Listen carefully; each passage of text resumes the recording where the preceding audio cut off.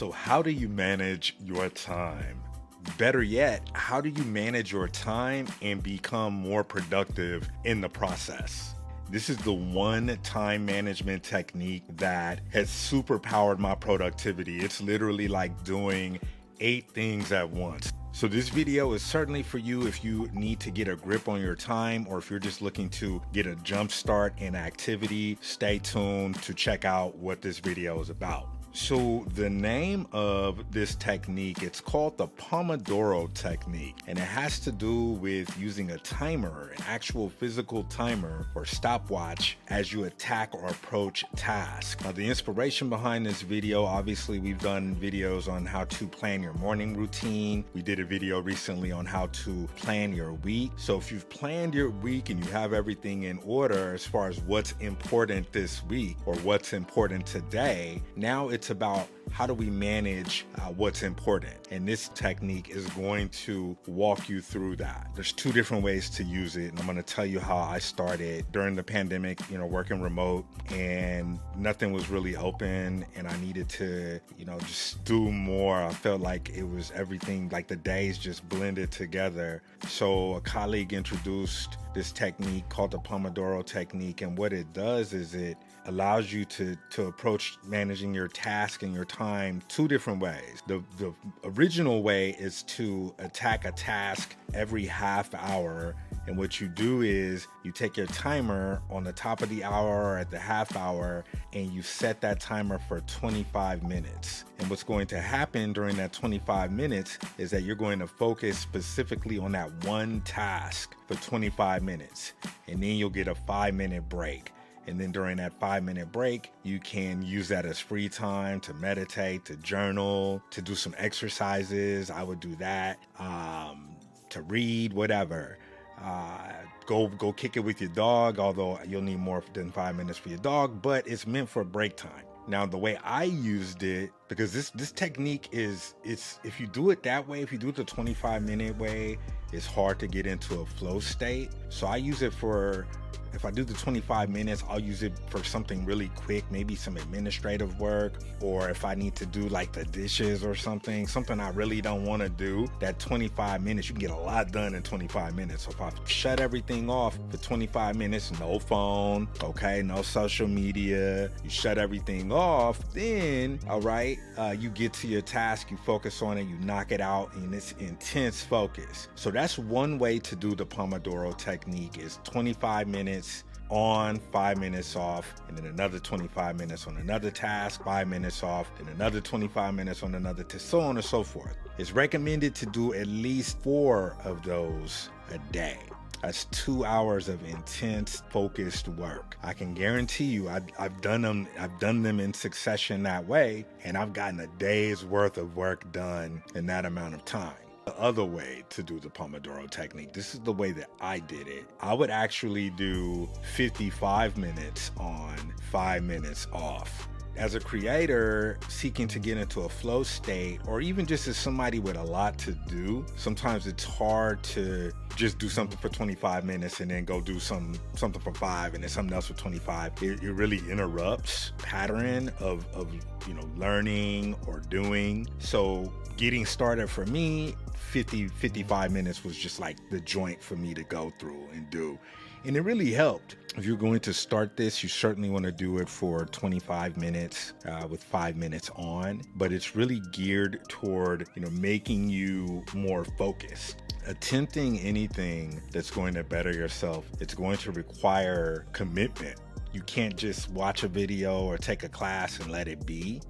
You can, but if you watch anything that is personal development, you want to watch with the intent or the open mind that to actually do this, to implement this. So if you implement something like this, I would recommend that you commit for at least 14 days or 2 weeks. And this technique for me, it's not like something that I always do. I only do it when I need a jump start. So here are 3 quick reasons why doing this technique will help you immensely when it comes to just increasing your productivity. The first piece of this is that you could just do much more with your time. So if you're in a role that requires you to produce, or if you're needing to study, for a test, or if you just have a desk full of stuff and you don't know where to start, by giving yourself a commitment, it's just going to instill this sense of urgency. It's like you're competing against the clock. So you're gamifying your task by doing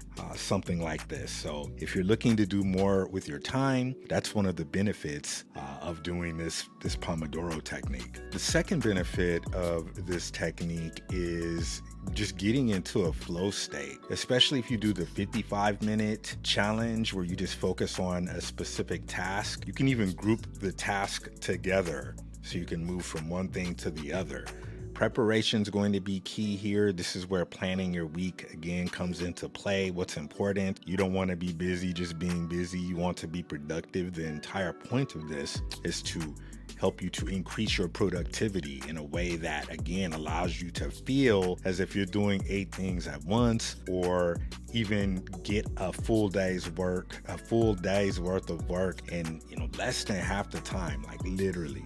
So the second benefit to doing this Pomodoro technique is that it's just going to help you get into a flow state. It's going to increase your focus. Okay, you can do more with your time, and then you can get into that flow state. Now, the third benefit is going to be the fact that you can jumpstart your time, your status, wherever you're at. If you're in a slump, or if you're just looking to get active, by doing a technique like this, or approaching chores like this, for instance, with a 25-minute timer, it's just going to allow you to jumpstart everything. I noticed that when I clean up my space, like, good things happen. Like, Steve Harvey has this story about wanting to buy this car, and he had his old car in the front of his house in the yard sitting on bricks, and he kept coming to tell his mom every day, I'm about to get a new car. And she'd say, oh, that's great, baby, your old car's sitting out in the front on bricks. And he would tell her this over and over, and finally, he was like, because he was trying to get this car, he's always telling his mom as he gets close, yo, I'm about to get this car. That's cool, baby, your old car sitting out in the front on bricks. So he finally goes up to her, and he's like, Mama, why you keep telling me that every time? And he finally gets the car, right? He got rid of the old car. And I'm paraphrasing, but the vibe of it was, you have to make room for the new by getting rid of the old. So he didn't get his new car until he got rid of that old one. So I'm a big believer in just decluttering. And if you don't know how to apply this technique, the next time you need to clean something, whether it's your room or the garage or the kitchen, I strongly encourage you to try it. You're going to get a lot more done because you're focused, and you're going to remove all this clutter, which is going to allow you to introduce new energy to you that's more positive, because everything's clear, everything's clean. Again, you know how to do your week, you know how to do your morning. If you don't, you can watch these videos. At the end of this one, I'll link the 2 videos as far as game planning your week and game planning your morning. Those are two very important things that you want to do. And then when you add this time management technique, you're going to get a lot done. So you're going to eliminate procrastination. Okay, I'm throwing in extra bonuses here, and it's just going to really give you the opportunity to get into this space of high productivity. Okay, that's why I wore the Spider-Man, because it's like doing 8 things at once. It's like having 8 arms or whatever. Although I don't know, does Spider-Man have 8 arms, or would it be 6? He got 6 arms, and the 2 legs make it 8. So we'll see what the thumbnail looks like. I might just make it 3 extra arms. I don't know, I might do 4 arms. So anyway, if you got any value out of this video, I'm going to ask you to like and subscribe, share. Very positive page. We just want to help you be more productive, help you to get to your next self. We started with the You Should Quit Your Call Center Job video 7 years ago. I did that video. I maybe did one more video after that, and then I just kind of stepped away. But the reason why I'm doing these videos that are focused on like mindset development is because there were a lot of people in the comments of that video that were going through a lot of negativity. A lot of the questions that people were asking, they didn't really know what to do. They're like, well, what do we do about this? What do we do about that? And it really starts with developing your mindset and having control of like the soft skills.